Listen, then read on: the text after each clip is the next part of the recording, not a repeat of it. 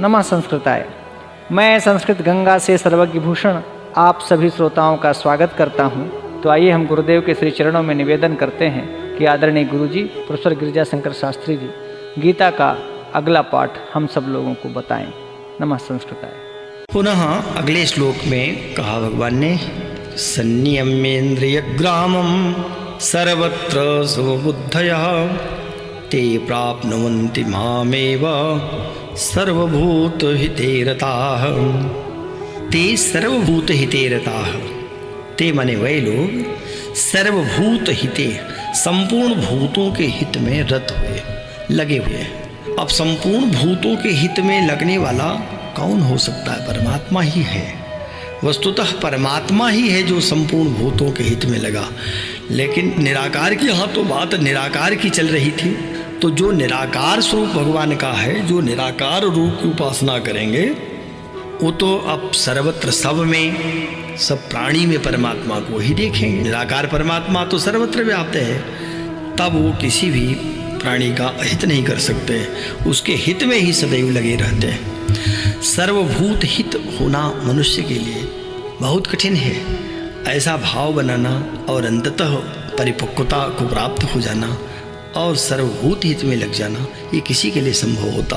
वो राजा रंतिदेव का वर्णन आता है भागवत पुराण में, जहाँ रंतिदेव की तपस्या से भगवान प्रसन्न हुए और कहा कि वरदान मांगो। तो रंतिदेव ने कहा कि भगवान अगर आप प्रसन्न हैं तो ये वरदान दीजिए कि मैं अब सब प्राणियों के हृदय में रहूं। भगवान ने कहा कि भाई उसमें आपकी क्या जरूरत है, मैं तो सब प्राणियों के हृदय में स्वतः रहता हूँ, आप क्यों रहेंगे? तो रंतिदेव जी ने कहा कि नहीं भगवान, आप रहते तो हैं पर फिर भी जीव कष्ट पाता रहता है। तो कहा फिर आप क्या करेंगे?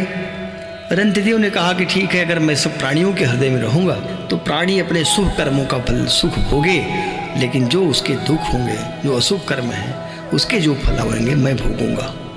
तो ये जो भाव है, इस समष्टि के रूप में जब सारे प्राणी को अपने में ही जो अनुभव करने लगता है, सर्वत्र समबुद्धि हो जाती है।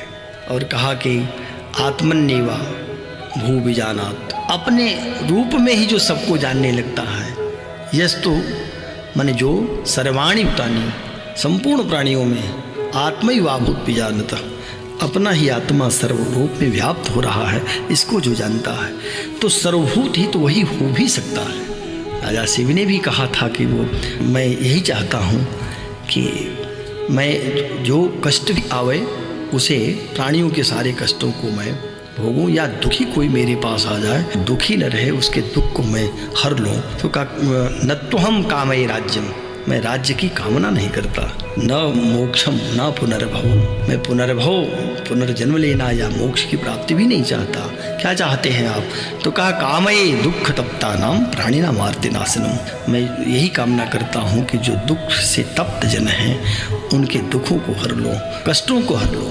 तो यहाँ कह रहे हैं भगवान कि सर्वभूत हिते रता, जो निराकार के साधक हैं वो सर्वभूत हित में लग जाते हैं। लेकिन है कैसे?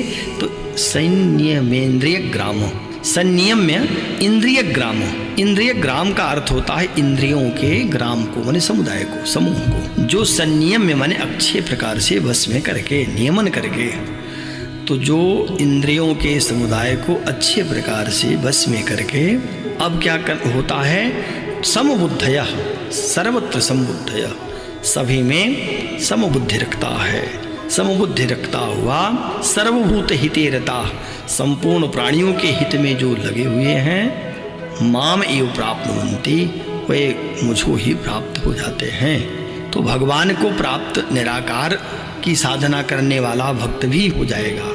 जो निर्गुण रूप की साधना करते हैं, इस युग में भी आप देखेंगे कबीर आदि निर्गुण पंथी ही थे, निर्गुण रूप की साधना किया, लेकिन वो भी भगवान को प्राप्त होते हैं। तो क्या उनमें विशेषता क्या हो जाती है निर्गुण साधकों में? सर्वत्र समबुद्धयः, सर्वत्र माने सब में समान भाव वाले योगी हो जाते हैं। और उनकी क्या विशेषता होती है? तो कहा वो सर्वभूत हिते रता, संपूर्ण प्राणियों के हितों में लग जाते हैं। अच्छा, संपूर्ण प्राणियों का हित तो करते ही हैं, लेकिन उनकी इंद्रियां भी चंचल बनी होंगी। कहा ना, उनकी संयमेन्द्रिय ग्राम, इंद्रिय ग्रामम संयम्य, वो संपूर्ण इंद्रियों के समुदाय को, समूह को, उनके विषयों को संयमन करके उस पर जो है अच्छी प्रकार से वश में करके सर्वत्र सभी रूप में जब समान बुद्धि से सारे प्राणियों के हित में रत हो जाते हैं तो वह निराकार जो वादी लोग हैं, निराकार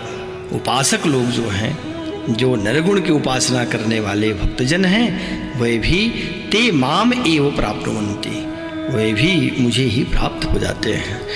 तो इसका भी जो अर्थ है वो पूर्व श्लोक से ही जुड़ा हुआ है। इसका अभिप्राय यही है कि जो पुरुष इंद्रियों के समुदायों को अच्छे प्रकार से अपने वश में करके वो जो त्वक्षर मनर्देश्यम अव्यक्तम परे उपासते कहा था, इसका अर्थ है कि मन बुद्धि से परे जो अचिंत्य है, जिसका चिंतन नहीं किया जा सकता, जो सर्वत्रगम है, जो सर्वव्यापी है और अनिर्देश्य कथनीय स्वरूप वाला है, कूटस्थ है, सदा एक रस बना रहता है, ध्रुवम निश्चित ही नित्य है, जो कभी विचलित नहीं होता, अचल भी है, ऐसे अव्यक्तम निराकार अविनाशी स्वरूप अक्षर मने सच्चिदानंद परमात्मा को जो परिउपासते निरंतर एक ही भाव से ध्यान करते हुए उपासना करते हैं, वही लोग ते वे सर्वभूत हिते रता, वही संपूर्ण भूतों के हित में रत होकर के सर्वत्र समबुद्धयः, सब में समान भाव वाले योगी मामेव प्राप्नुवन्ति, मुझे ही प्राप्त हो जाते हैं। तो इस श्लोक के माध्यम से भगवान ने बता दिया कि निराकार रूप भी जिसकी साधना भक्त करता है वह भी मुझे ही प्राप्त हो जाते हैं। पर प्रश्न भी है कि इन दोनों में आखिर में श्रेष्ठ कौन है? तो श्रेष्ठता की जब बात आएगी तो भगवान का जो साकार रूप है वह मुझे अत्यधिक प्रिय है, इसलिए साकार रूप की उपासना करने वाले मुझे अधिक प्रिय हैं। पर दोनों में निराकार और साकार में अंतर क्या है? तो कौन आसानी से किसकी साधना से आसानी से आप प्राप्त हो जाएंगे? क्या निराकार की उपासना से आप आसानी से मिलते हैं सरलता से, अथवा साकार रूप की उपासना से सरलता से प्राप्त होते हैं? तो दोनों में कैसे आप प्राप्त होंगे ये बताएं। कौन साधना ज़्यादा सुगम है, ये प्रश्न है। तो भगवान कह रहे हैं अगले श्लोक 5वें श्लोक में भगवान कहते हैं कि क्लेशोधिकतरस्तेषाम् अव्यक्तासक्तचेतसाम् अव्यक्ता हि गतिर्दुःखं देहवद्भिर्वाप्यते। भगवान ने कहा कि देखो भाई, तेषाम माने उन दोनों में, तेषाम दो के लिए यहाँ जो निराकारवादी या निराकार भक्त और साकार भक्त, सगुण उपासक, इन दोनों में अव्यक्तासक्त चेतसाम, इसका अर्थ है कि सच्चिदानंद घन निराकार ब्रह्म में अव्यक्त में जो आसक्त हैं, जिनकी आसक्ति अव्यक्त बने निराकार में हो गई है। और चेतसाम का अर्थ है जिसने अपने चित्त को, चित्त बने मन बुद्धि को, यहाँ चित्त का अभिप्राय कोई वो चित्त नहीं जिसमें सब अंकित होते हैं, चित्त बने मन बुद्धि को, जो पुरुषों के ऐसे व्यक्ति जो अव्यक्त असक्त चेतसाम माने निराकार ब्रह्म में आसक्त हुए चित्त वाले जो भक्त हैं, उन भक्तों के साधन में क्लेश बने परिश्रम अधिक करना होता है।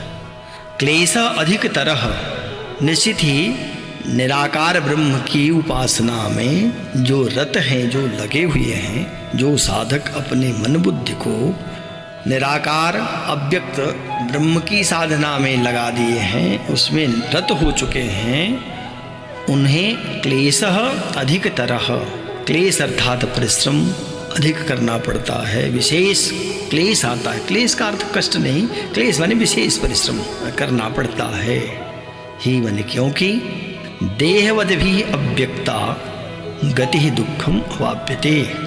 भगवान ने यहाँ साफ कर दिया कि देहवद भी माने जो देहाभिमानी, देह में अगर अभिमान है, देह माने शरीर, और बिरला होगा जिसे अपने देह से प्रेम नहीं होता, देह से मोह नहीं है, ऐसे बिरले ही होते हैं।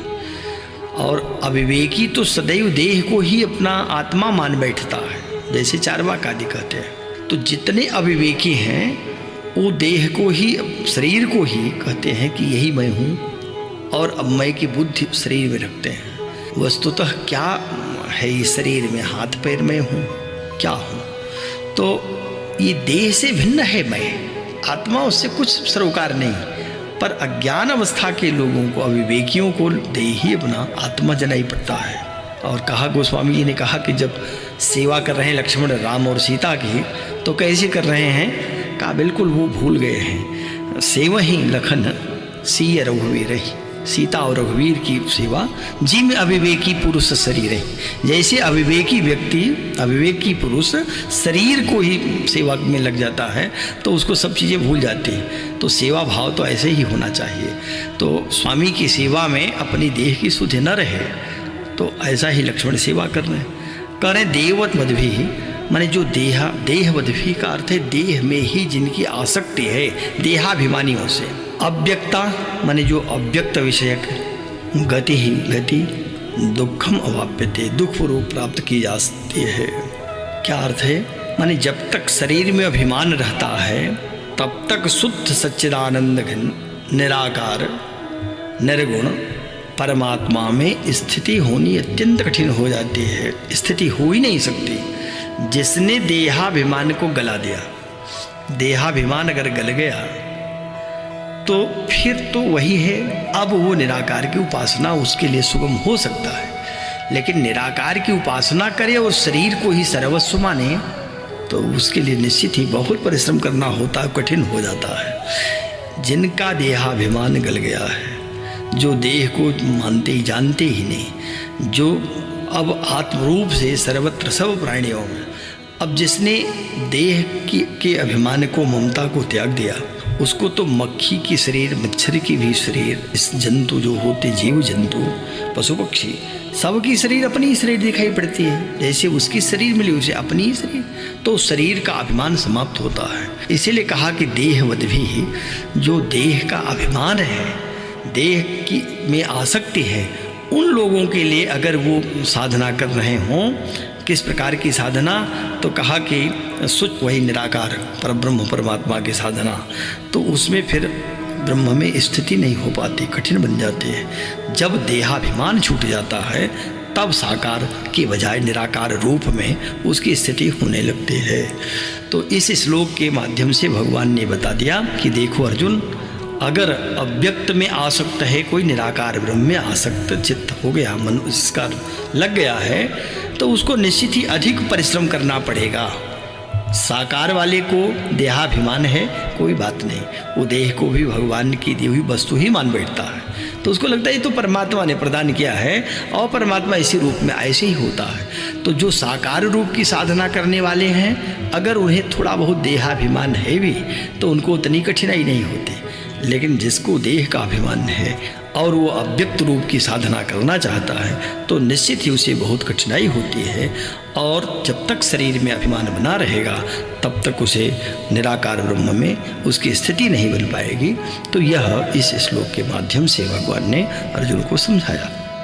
अगले श्लोक में फिर भगवान ने कहा कि लेकिन अर्जुन, ये तु सर्वाणि कर्माणि मयि सन्न्यस्य मत्पराः अनन्ये नैव योगेन मां ध्यायन्त उपासते। कहा तू और ये मतपराह, जो लोग मतपरा हैं, माने मेरे में परायण हो गए, मुझसे आश्रित होकर के, मुझ में तल्लीन होकर के, मदभाव होकर के जो भक्तजन, सर्वाणि कर्माणि मयि सन्न्यस्य, सर्वाणि माने संपूर्ण कर्मों को, जो भी कर्म करते हों उसे मयि सन्न्यस्य, मुझ में अर्पण करके, संन्यस्त करके माने अर्पित करके, माम एव मुझ सगुण रूप परमेश्वर को ही, अनन्येन, अनन्य माने तैल धारा के सदृश, अनन्य भाव से, माने अब वो टूटना नहीं चाहिए। जैसे तेल की धार टूटती नहीं, निरंतर चल रही है, ठीक उसी रूप में निरंतर अनन्य भाव से योगीन, योग के द्वारा, योग माने ध्यान योग अथवा भजन के द्वारा, उनका ध्यान अन्यत्र कहीं जाता ही नहीं, परमात्मा में ही ध्यान सदैव लगा रहता है। इस प्रकार से ध्यायन्तः, जो निरंतर चिंतन करते रहते हैं और ऐसा करते हुए जो उपासते, मुझे भजते, क्या उनका होता है? इसका अभिप्राय ये है कि सर्वाणि कर्माणि मयि सन्न्यस्य, संपूर्ण कर्मों को मुझ में अर्पित कर दें। संपूर्ण कर्म कैसे अर्पित किए जा सकते हैं? माने आप जो भी कार्य कर रहे हैं, कार्य में आपकी आसक्ति बन रही कि मेरे द्वारा संपन्न हो रहा है, मैं इसका करता हूँ। अच्छा, तो ठीक है, अगर मैं करता हूँ तो फल भी मैं फिर भोगूंगा, फिर परमात्मा से मैं दूर हुआ, मैं तो अलग अस्तित्व वाला व्यक्ति हुआ। लेकिन जब हम प्रातः निद्रा टूटती है, निद्रा खुलते ही मैं कहाँ हूँ, भगवान में स्थित हूँ। सोने के समय में भी भगवान का स्मरण करता हुआ अब मुझे विश्राम कहाँ मिलेगा, परमात्मा की अंक में, उसके गोदी में। क्यों? क्योंकि परमात्मा ही तो है, उससे भिन्न और कुछ है नहीं। विराट रूप में अर्जुन ने देखा, सभी देख रहे हैं, हम भी जानते हैं कि ये चराचर जो जगत है, जो अखिल ब्रह्मांड नायक है, तो एक एक ब्रह्मांड उसके रोम में लगे हुए। तो हम शयन कहाँ करने जा रहे हैं? शयन में जो निद्रा आएगी परमात्मा में। नींद टूटी परमात्मा से, एकाकार थे, अब कार्य में लगे। तो कार्य में चाहे तो झाड़ू लगाना होगा, यह भी हम किसके निमित्त से लगा रहे हैं? परमात्मा के। बर्तन धुलना हुआ, वस्त्र प्रक्षालन करना हुआ, हस्त प्रक्षालन है, और हम भजन करेंगे भगवान के निमित्त से, इसलिए सारे कार्य कर रहे हैं। तो मन कहाँ रहेगा? मन तो हमेशा परमात्मा में लगा हुआ है। इसलिए जो कार्य संपन्न कर रहे हैं उस कार्य को करते हुए परमात्मा को सौंपते चले जा रहे हैं। इसलिए सर्वाणि कर्माणि, भोजन बना रहे हैं तो किसके निमित्त? भोजन बनाते हुए अगर ध्यान और किसी पर जा रहा है तो इसका अर्थ है कि हम उस कार्य को तल्लीनता से नहीं कर रहे हैं। लेकिन भोजन बनाता हुआ ये सोचें कि मैं अपने परमात्मा के लिए, अपने भगवान के लिए भोजन बना रहा हूँ। तो ये बात अगर देखें तो ऐसे विरले भक्त भगवान के मिलेंगे। गोपियों में तो विशेष करके देखा जाता है कि गोपियाँ या दोहने, गाय का दोहन करती हैं, तो वो उस समय कृष्ण के निमित्त सिद्ध होती हैं। दूध जो दो रही हैं वो कृष्ण पिएंगे, भगवान कृष्ण के लिए। वो हनने, अब वो दूध को औटती हैं, दूध को तो कृष्ण के लिए, कृष्ण के लिए। वो मथनो लेप, मंथन करती हैं, दधी मंथन, तो कृष्ण के लिए। जब वहाँ लगा रहे, पोछा लगा रही हैं, अवलेपन कर रही, लीप रही हैं, कृष्ण के लिए। मथनोपलेप, प्रेंखें खनार रुदितो क्षण मार्जनार्दो, और झाड़ू लगा रही हैं, बच्चे को लोरी गीत सुना रही हैं, बच्चे खिला रही हैं, तो कृष्ण के निमित्त से। गायंती चैन मनुरक्त धियो श्रुकंठ्या, धन्या व्रजस्त्रिय और क्रमचित्तयाना। ये सुखदेव जी कर रहे हैं जो वीतराग हैं कि धन्या व्रजस्त्रिय, ये व्रज की स्त्रियाँ जो गोपियाँ हैं धन्या धन्य हैं, क्योंकि उर्चित्तयाना, इनका जो चित्त है वो भगवान कृष्ण को समर्पित हो चुका है। कृष्ण के अलावा और कुछ देखती ही नहीं, वो तो जित देखूँ तितस्यामयी है, जिधर देखें वो कृष्ण ही कृष्ण दिखाई पड़ता है। इसीलिए कह रहे हैं भगवान कि ये तो सर्वाणि कर्माणि मयि सन्न्यस्य। जो भक्त अब इस प्रकार के भक्त होते हैं तो वो भक्त साकार रूप में मेरा भजन करना चाहते हैं। तो जब साकार रूप में करेंगे, साकार रूप में प्रत्यक्ष तो परमात्मा नहीं दिखाई दे रहा है, लेकिन ये जाने कि वह परमात्मा सर्वत्र सब रूप में विद्यमान है, प्रत्येक जीव में, प्रत्येक प्राणी में है। इसलिए जो काम करें परमात्मा को, उस कर्म को सौंप दें। वो जो एक बढ़िया भागवत का, जिसको हम कहते हैं कि ये भागवत धर्म ही है, उसका उपदेश किया है सुखदेव जी ने। उसमें कहा ही कि कायेन वाचा मनसेन्द्रियैर्वा बुद्ध्यात्मना वानुसृत स्वभावात्। कायेन माने शरीर के द्वारा, वाचा वाणी के द्वारा, मनसा मन के द्वारा, इंद्रियैर्वा अथवा इंद्रियों के द्वारा, वा अनुस्वभावात्, जैसा मेरा स्वभाव जन्म जन्मांतर से चला रहा है उससे भी क्या होना चाहिए? कायेन वाचा मनसेन्द्रियैर्वा बुद्ध्यात्मना, बुद्धि से भी, आत्मना आत्म से, आत्मा से, और उसके साथ अनुस्वभावात्, जैसा स्वभाव है। कायेन वाचा मनसेन्द्रियैर्वा बुद्ध्यात्मना वानुसृत स्वभाव करोमि यद्यत, जो जो करूं सकलम परस्मै नारायणाय समर्पये, नारायणाय इति समर्पये तत्, उसको नारायण के लिए समर्पित करता रहे। तो यही भागवत धर्म है, इससे बड़ा और कोई धर्म नहीं है। जो भी कर्म करेंगे वो परमात्मा के निमित्त से करेंगे, और सारे कर्मों को कह रहे मयि सन्न्यस्य, मुझ में अर्पित कर दे, मतपरायण हो जाए। तब अनन्य नैव योगेन, अनन्य योग के द्वारा, न अन्य हित अनन्य, अब उसको दूसरा कोई दिखाई नहीं पड़ता। संसार के जो और लोग हैं व्यवहार उनसे उस रूप में करता हुआ भी अनन्य भाव से वो चिंतन किसका कर रहा है? तो कहा कि अनन्येन योगेन ध्यायन्तः, अनन्य योग के द्वारा ध्यान करता हुआ उपासते, मेरी उपासना कर रहा है।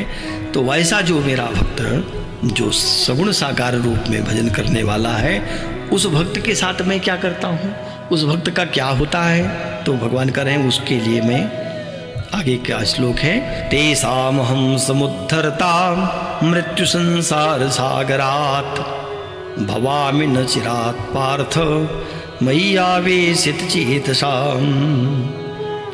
तेषाम अहम समुद्धरता, भगवान करे उस वक्त का मैं समुद्धरता, उद्धार कर देता हूँ। उद्धार कैसे करेंगे, ये भवसागर है, भवसागर में डूब रहा है जीव, इस समुद्र में डूब रहा है।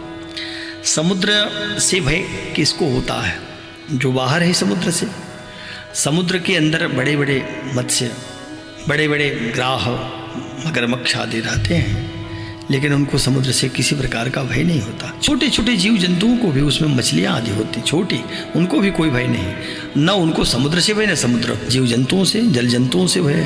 तो उनको ये बात तय है कि समुद्र मेरा कुछ अहित नहीं करेगा।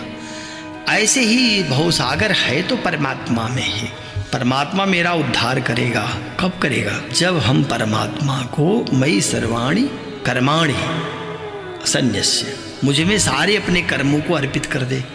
जब वो सारे कर्म संन्यस्त कर लेगा तो एकमात्र मेरा ही चिंतन करेगा।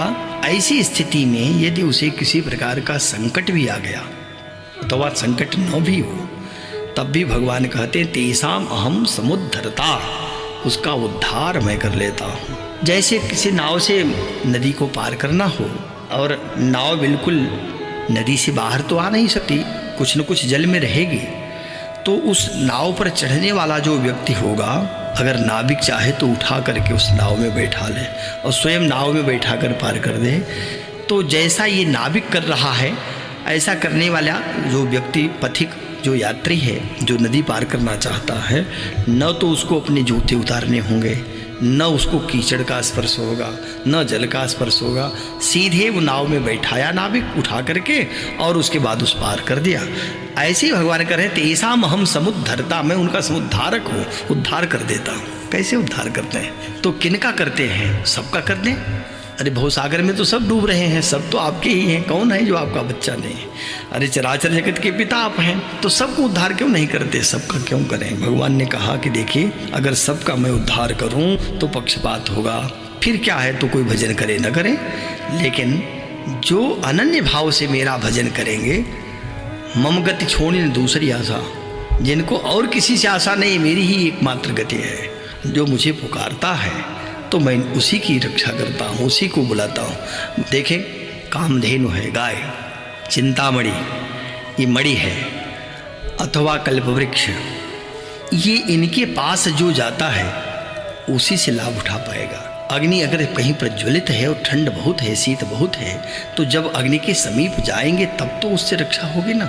तो जब कोई कल्प वृक्ष के नीचे आ जाए और मांगे तो मिलेगा, लेकिन कोई दूर से ही कहे कि कल्प वृक्ष हमको प्रदान करो तो नहीं देगा। कामधेनु से कहे कि हमारा मेरी ये अभिलाषा है पूर्ण करो, नहीं करेगी। चिंतामणि भी नहीं करेगा। तो क्या होता है कि भगवान है तो चिंतामणि, भगवान है कामधेनु, भगवान कल्पवृक्ष है। भगवान से आप जो अपेक्षा करें सब मिलेगा, लेकिन जब आप उसके समीप तो जाएं, भगवान के समीप चलना तो पसंद करें, बुलाएं तो। भगवान कहते भी हैं कि रक्षा अपेक्षाम अपेक्षते, मैं भी अपेक्षा करता हूँ कि भक्त मुझसे रक्षा की कामना तो करे, मुझे कहे तो, अगर कहेगा तब मैं रक्षा करता हूँ। देवता तो भगवान का भजन करते हैं, देवता तो भगवान को पुकारते हैं संकट में आने पर दैत्य तब भी नहीं चाहते कि भगवान हमें, भगवान को पुकारते ही नहीं। इसलिए दैत्यों की कभी मदद क्या हो ऐसा नहीं दिखाई पड़ता। हाँ, दैत्यों में जहाँ कहा कि जैसे प्रहलाद मैं ही हूँ, तो प्रहलाद निरंतर भगवान का भजन करते हैं, विभीषण है निरंतर करते हैं, ये भी राक्षस हैं, दैत्य हैं। लेकिन जो दैत्य भगवान को चाहते हैं उनके पास जाते हैं, लेकिन जो दैत्य कहूँ, चाहे तो उस युग के रहे हों चाहे वर्तमान के भी, जो दैत्य ही हैं जो भगवान का भजन नहीं करते, जो भगवान को चाहते नहीं। तो कहा कि जो मेरा भक्त सारे अपने कर्मों को मुझ में न्यस्त करके अनन्य भाव से मेरा ध्यान करता हो, मेरी उपासना करता है, तेषाम अहम समुद्धरता। और कहाँ से, मृत्यु संसार सागरात। ये संसार सागर जो है ये बहुत विशाल है। कौन आया, कितने दिन रहा, कौन सा कार्य संपन्न किया, फिर कहाँ चला गया, ये कोई जान नहीं पाता। आज तक इसका कहीं से किसी प्रकार का न तो चिंतक, बड़े बड़े चिंतक, बड़े बड़े उपासक और कहूँ वैज्ञानिक भी बहुत खोज कर रहे हैं। तो वह प्राणी फिर कहाँ चला गया ये कहीं कुछ भी पता नहीं चलता। ये संसार ऐसा ही है। 10 दिन तो बड़ा लुभावना दिखाई पड़ता है, और जब तक एक अवस्था है तब तक तो बहुत मीठा लगता है। जहाँ जरा अवस्था आरंभ होती है फिर तो क्या है, संसार समाप्त एक दिन होता है और पुनः व्यक्ति अपने प्राणियों से या अपने किसी से भी कहाँ मिल पाता है। इसीलिए कहा है कि यथा ही पथिक कश्चित् छाया माश्रित्य तिष्ठति। जैसे कोई पथिक छाया लेकर के बैठता है तो एक नहीं 2-4 पथिक आए, छाया में दूसरे बैठे हैं, सब बैठे परस्पर वार्ता किया और विश्रम में च पुनः गच्छेत, विश्राम कर करके फिर अपने अपने विमत दिशा की ओर चले गए। कहा तदवद भूत समागम, प्राणियों का समागम मिलन केवल इसी कार्य का है। तो ये संसार में आकर डूब रहे हैं और इसके बाद भी ऐसे ऐसे कर्म जो उन्हें बहुत भी लग रहे हैं। धन में ही पूरी जीवन पर्यंत कितना धन धन में ही अपना मन अर्पित कर दिया, परमात्मा में अर्पित किया नहीं। तो ऐसे लोगों का उद्धार भगवान आवे और हाथ से उठा करके पार करा दें। तो भगवान कहते हैं कि देखो भाई, मैंने कितनी बड़ी कृपा आप पर किया है। नृदेह माध्यम, पहले तो आद्य मैंने पहली बात यही देखो कि नृदेह मनुष्य का देह मिल गया। मनुष्य की देह ही ऐसी है जिसमें चिंतन करके परमात्मा को जाने व्यक्ति। पशु पक्षी या जितनी योनियाँ है उसमें कहाँ चिंतन हो सकता है। बिरले को जिस पर भगवान की कृपा हो गई, काकभूषुंड आदि, वो भले ही भगवान में तल्लीन रहते हों, लेकिन मनुष्य तन ही ऐसा तन है जो परमात्मा का चिंतन कर सकता है। हृदय वाद्यम सुलभम, इसको सुलभ बना दिया। सुदुर्लभम, ये बहुत दुर्लभ था। और प्लवम सुकल्पम गुरु कर्णधारम, ये प्लव जो है सुंदर नौका बना दिया है और गुरु को उस पर बैठा दिया। देह जो है नौका बनी। गुरु कर्णधारम, गुरु को कर्णधार पतवार पकड़ने वाला, नाव को ले चलने वाला, जो नाव को जिधर चाहे उधर घुमा दे। तो उसमें एक पतवार होती है, उसको कहा कि कर्णधार, वही कर्ण है, उसको पकड़ करके घुमाता रहता है। तो गुरु जैसा दिया और गुरु ने कर्णधार की भूमिका निभाई। और भगवान कहते मयानुकूलेन नभस्वतेरितम, मैं भी अनुकूल बना रहता, अनुकूल वायु बनता हूँ, धारा प्रतिकूल नहीं होने देता। लेकिन इसके बाद भी अगर कोई मनुष्य अपना उद्धार नहीं कर रहा है तब उसकी क्या स्थिति है। तो कहा कि ठीक है, अगर इस पर भी नहीं कर रहा है, पुमान वो निश्चित आत्महत्या रहा है, आत्महत्या कर रहा है। नभस्वतेरितम पुमान भवाब्धिम न तरेत स आत्महा, इस पर भी अगर कोई व्यक्ति उस भवाब्धि को, भवसागर को नहीं तैर पा रहा है, आत्महा है, आत्महत्यारा है। इसलिए मनुष्य तन मिला तो कैसे हम इस मनुष्य तन से परमात्मा का चिंतन करते हुए सारे कर्मों को परमात्मा में न्यस्त करें और उसी का निरंतर चिंतन उपासना करें। तो कहा कि तब हे पार्थ, हे अर्जुन, तेसाम, उन मेरे में मई आवेशित चेतसाम, जिसने अपने चित्त को, मन को मुझ में आवेशित कर दिया है। आवेशित का अर्थ तो लगाना ही है, लेकिन एक प्रकार से वे आवेशित का अर्थ है सो जाना। मुझ में ही सो गया, मुझ में ही सौंप करके बिल्कुल निश्चिंत हो गया। एक गोस्वामी जी कहते हैं कि जागें जोग जोगी, जति जमाती ध्यान धरें। और विद्यार्थी जगता है पढ़े कि हम परीक्षा पास करेंगे, योगी ध्यान धरें। और सब जो अपने अपने कार्य में लगे हैं, रात्र में जगते अच्छी नींद नहीं आती। गोस्वामी जी कहते हैं लेकिन सोए सुख तुलसी भरोसे एक राम के, तुलसीदास तो पैर पसार करके राम के भरोसे सो गया है, कोई चिंता नहीं। तो आवेशित चेतसाम, जिसने अपने चित्त को मुझ में लगाया, मैंने मन बुद्धि को सौंप दिया, एक प्रकार से निश्चिंत हुआ, सोने लगा। तो कहा ऐसे अपने उस भक्त को हम मन में अचिरात, शीघ्र, चिरम, देर से नहीं, ऐसा नहीं है बहुत टाइम लूँगा उसको उद्धार करने में, वो इंतजार करता रहेगा कि भगवान कब आएंगे। भगवान ने कहा अचिरात, मैंने शीघ्र ही मृत्यु संसार सागरात, मृत्यु रूपी संसार समुद्र से समुद्धरता भवामी, उसका उद्धार करने वाला मैं बन जाता हूँ।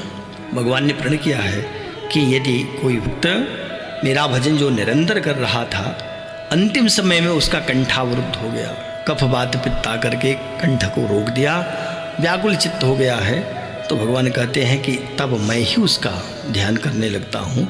ऐसा नहीं करूँगा तो मैं कृतज्ञ कहा जाऊँगा। भगवान इतने बड़े कृतज्ञ हैं कि किसी ने एक बार भगवान को पुकारा तो उस भक्त की ओर दौड़ पड़ते। भक्त वत्सल है ना, मनुष्य अभागा है जो इतना सब कुछ होते हुए भगवान अपना स्वरूप भी बताते हैं और ये भी बता दिया कि कैसे मैं हमेशा के लिए आपका उद्धार कर दूंगा। लेकिन तब भी वो अभागे मनुष्य परमात्मा की ओर से विमुख करके हाय धन ही करते रहते हैं, अथवा अपनी बुरी संगतियों में पड़ करके बुद्धि को विनष्ट कर देते हैं, परमात्मा को प्राप्त नहीं कर पाते। तो इस श्लोक में भी भगवान ने ये बता दिया पूर्व श्लोक से संदर्भ जोड़ते हुए कि जो लोग निरंतर मुझ में लगे हैं, मेरा ही ध्यान करते हैं, भजन करते हैं, सारे कर्मों को मुझ में न्यस्त कर दिया है, उनका मैं समुद्धरता हो जाता हूँ। कब? क्योंकि अगर वो अपने चित्त को मुझ में अर्पित कर देते हैं, चित्त लगा दिया, तो मेरे प्रेमी भक्त हो गए। उन भक्तों को मैं शीघ्र ही इस मृत्यु संसार सागर से उबार लेता हूँ, उद्धार कर देता हूँ। ऐसा नहीं करूँगा तो मैं कृतघ्न होऊंगा, इसलिए अर्जुन निश्चित ही मैं उनका उद्धार करता हूँ। अगले श्लोक में फिर भगवान कहते हैं कि इसलिए अर्जुन मयि एव मन आधत्स्व मयि बुद्धिं निवेशय न्योशिष्यसि मयि एव अतोर्ध्वं न संशयः।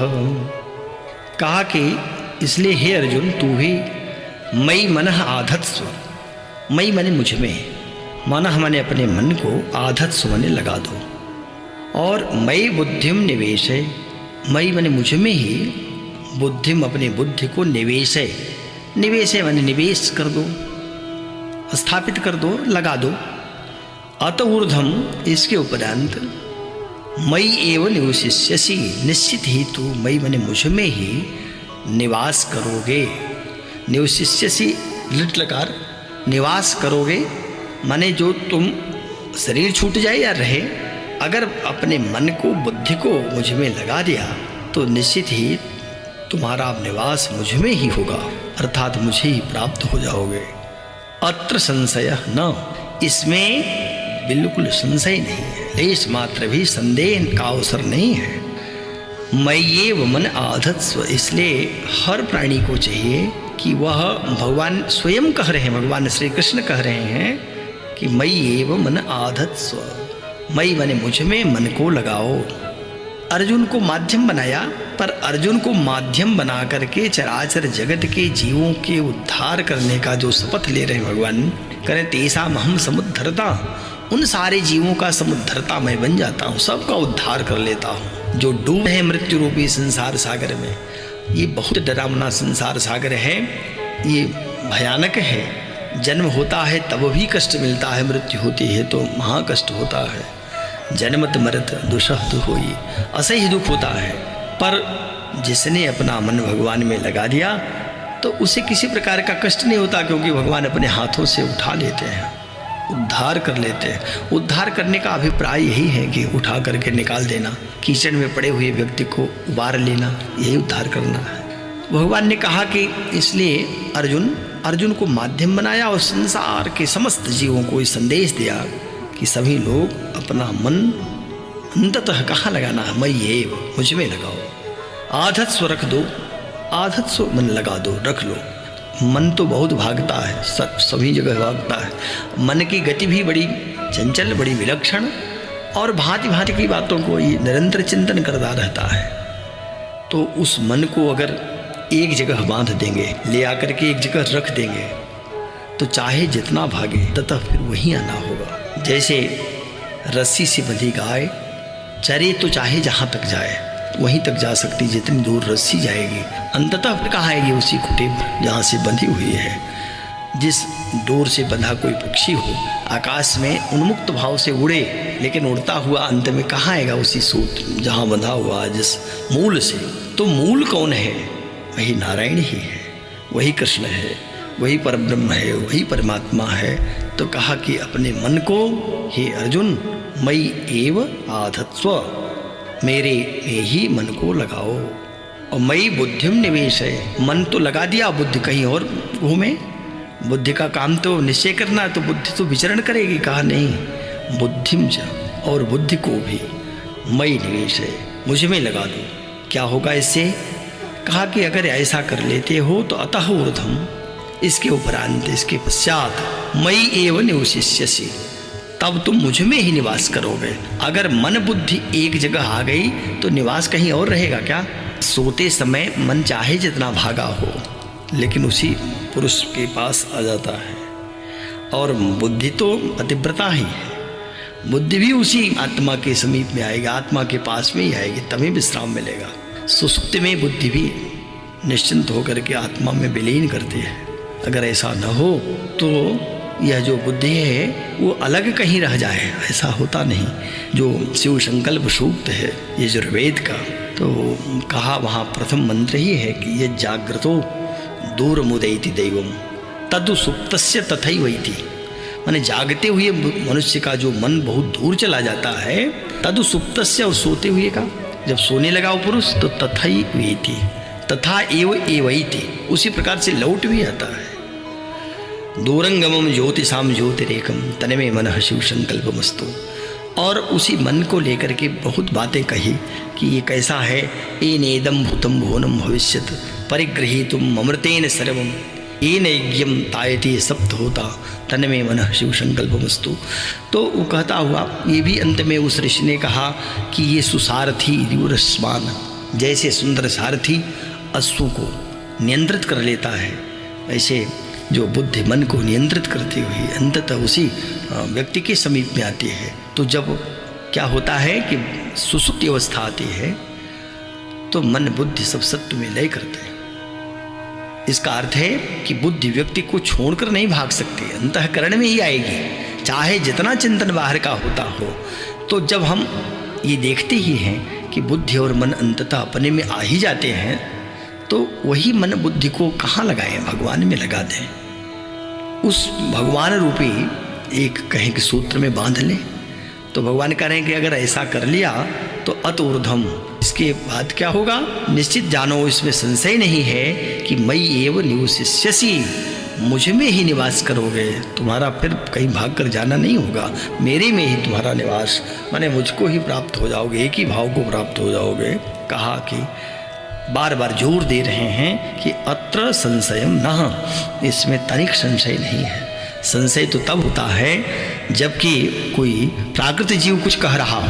प्राकृत जीवों में भी जो सिद्ध हो जाते हैं उनकी वाणी में भी कभी संशय नहीं रह जाता।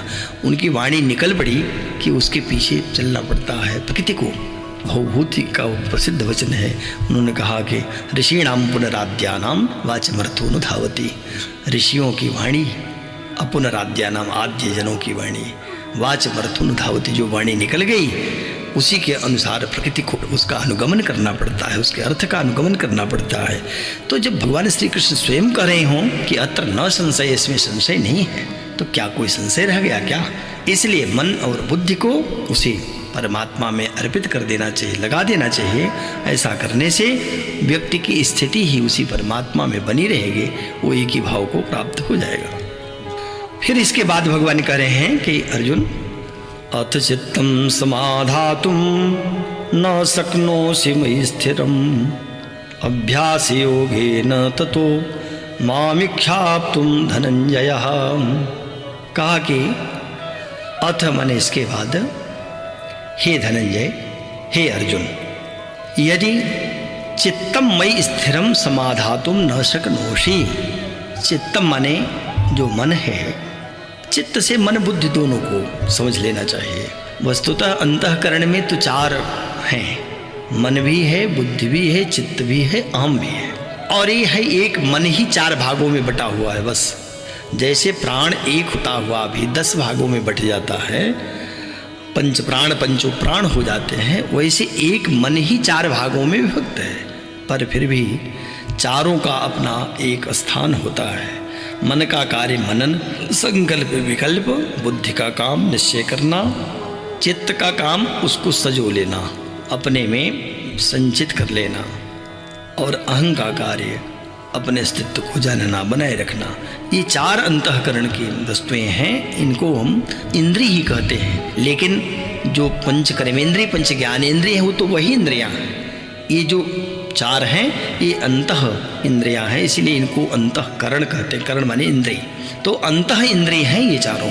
इसमें जब चित्त कहा तो इसका अर्थ यही है कि मन और बुद्धि को क्या करना है, मयि स्थिरम, मुझे में स्थिर माने अचल, समाधातुम स्थापन करने के लिए, न शक्नोषि यदि समर्थ नहीं है।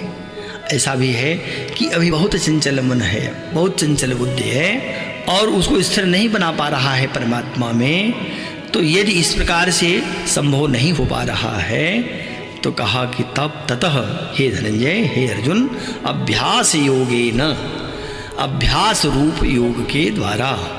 अब अभ्यास रूप क्या है? तो पूर्व में ही जब अर्जुन ने प्रश्न चौथे अध्याय में किया था कि चंचलम ही मनः कृष्ण प्रमाथि बलवदृढ़, ये मेरा जो मन है, यह सबका जो मन है चंचल है, ये प्रमाथि मथ डालता है, बहुत बलवान है, दृढ़ है। तस्याहम निग्रहम मन्ये वायुरेव सुदुर्लभम, इसका नियमन तो मैं वैसे मानता हूँ जैसे वायु को बांधना। तो कैसे इसको हम बांधें, कैसे इसको नियंत्रित करें? तो भगवान ने वहाँ भी समाधान देते हुए कहा था कि निश्चित ही चंचलम ही, निश्चित मन बहुत चंचल है, और ये मनो दुर्निग्रहम चलम, मन दुर्निग्रह है, चलायमान है, इसमें तो कोई संशय नहीं है। लेकिन एक बात कही थी भगवान ने कि अभ्यासेन तु कौन्तेय वैराग्येण च गृह्यते, अभ्यास करना पड़ेगा, वैराग्य धारण करना पड़ेगा। तो यहाँ भी भगवान ने कहा कि अर्जुन, अभ्यास योगेन, अभ्यास रूप योग के द्वारा। ये अभ्यास क्या है? तो अभ्यास माने बार बार किसी एक चीज़ को बार बार जो दोहराते रहें, उसी को घुमाते रहें मन के द्वारा, बुद्धि के द्वारा, यही है वो फिर टिक जाता है, वृत्ति के रूप में टिक जाता है। जैसे वो विद्यार्थियों को समझाया जाता है कि करत करत अभ्यासते जड़मति होत सुजान, रसरी यावत जातते सिल पर होत निशान। जैसे सिल पर निशान बन जाते हैं रसरी से, वो कैसे बनते हैं? अभ्यास योग से। तो जड़मति भी बुद्धिमती हो जाती है। भगवान करें कि अभ्यास रूप योग के द्वारा। कैसे, काहे का अभ्यास करेंगे, किस रूप का अभ्यास करें? तो कहा भगवान का नाम है, भगवान के गुणों का श्रवण है, कीर्तन है, मनन है, श्वास के द्वारा जप है, अब भगवत प्राप्ति विषयक शास्त्रों का पठन पाठन है। तो ये जितनी चेष्टाएं हैं, ये बारंबार इसी का अभ्यास करता रहे, दोहराता रहे, तो उससे भगवत प्राप्ति हो जाती है। यही है दोहराना, यही है अभ्यास। अब किसी एक दिन मन में आया कि हम आज नहीं पठन पाठन करते, आज शास्त्र श्रवण नहीं करेंगे, आज भगवान का नाम नहीं लेंगे, कीर्तन नहीं करेंगे, आज संध्या वंदन नहीं करेंगे, तो नाम जप भी नहीं करेंगे। जब ये बातें मन में आई तो निश्चित ही भगवान की विस्मृति हो गई। और विस्मृति क्या है? यही सबसे बड़ा दुख है। भगवान की स्मृति बनी रहे, ये सबसे बड़ा सुख है, इससे बड़ी और कोई संपत्ति नहीं है। और भगवान के नाम का विस्मरण हुआ तो भगवान तो गायब, परमात्मा गायब हो गया, फिर संसार रह जाता है। इसलिए भगवान कह रहे हैं कि ठीक है, मन तो आरंभ में निश्चित ही अचल नहीं हो पाएगा, स्थिर नहीं हो पाएगा, और आप अपने मन को मुझ में जो स्थापन करने की बात है, आसानी से, बड़ी सरलता से नहीं कर सकते। तो जब नहीं कर सकते तब क्या करें? तो कहा ततः धनंजय अभ्यास योगेन माम आप तुम्हें इच्छा। इसलिए हे धनंजय, हे अर्जुन, अभ्यास रूपी योग के द्वारा बार बार माम, मुझको, आप तुम मन प्राप्त होने के लिए इक्ष का अर्थ इच्छा करो। इक्ष माम इक्ष आप तुम धनंजय, इक्ष मन इच्छा करो, ऐसी अभिलाषा बनाए रखो कि भगवान प्राप्त होंगे, भगवान मिलेंगे। तो ऐसा करते करते, नाम श्रवण करते, 10 जो 9 प्रकार के, एक प्रकार से भक्ति है। भगवान की भक्ति 9धा भक्ति है। श्रवणम कीर्तनम विष्णु स्मरणम पाद सेवनम अर्चनम वंदनम दास्यम सख्यम आत्मनिवेदनम।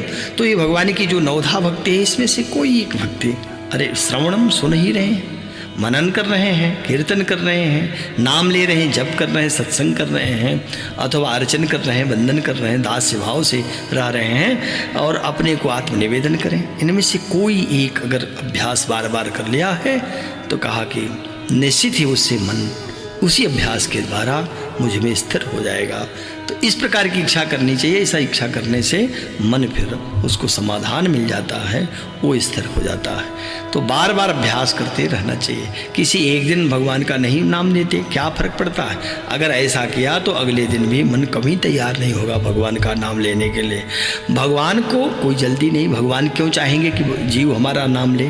भगवान तो उनका ये भक्त सखा भाव है भक्त का भगवान से, लेकिन भक्त को चाहिए अब उसकी वासनाएं अगर विषयों में लगी हुई हैं तब तो भगवान से दूर होता है। लेकिन जिस पर भगवान की कृपा है और जिसने जन्म जन्मांतर में थोड़ी भी साधना किया है, वह कभी संसार की ओर उन्मुख नहीं होता, संसार को छोड़ करके भगवान की ओर आता है। और भगवान का सखा है, इसलिए भगवान तो चाहते मित्र हमसे जुड़ा रहे, पर जीव ही अगर भाग रहा है तो भगवान को क्या पड़ी है। इसलिए भगवान कहते हैं जिसने अपने मन को, अपने बुद्धि को मुझ में लगा रखा है, ठीक है, अगर उसमें स्थिरता अभी नहीं आई है तो वह बार बार अभ्यास करता है। उस अभ्यास उपयोग के द्वारा अंततः वो मुझे ही प्राप्त करने की इच्छा करता है। उस भक्त का भी मैं समुद्धार कर देता हूँ। तो आज का पाठ यहीं पर समाप्त होता है। अगले पाठ के साथ, गीता के अगले अध्याय के साथ गुरुजी फिर उपस्थित होंगे। तब तक के लिए नमः संस्कृताय।